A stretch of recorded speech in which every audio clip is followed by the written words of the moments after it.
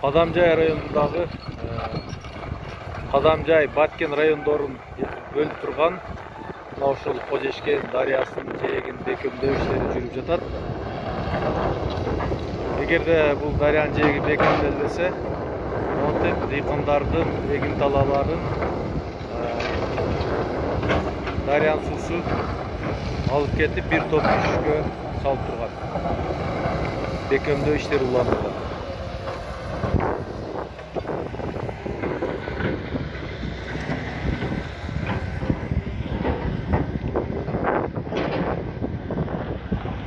Бул жерде Кожешкен дарыясы агат. Дарыянын наркы өзү Баткен району, ал эми берки өзү Кадамжай району. Дыйкандар негизинен Актурпак айлаймандагы дыйкандар негизинен мына ушинтип күрүч эгишип дарыянын жээгине өстүрүшөт.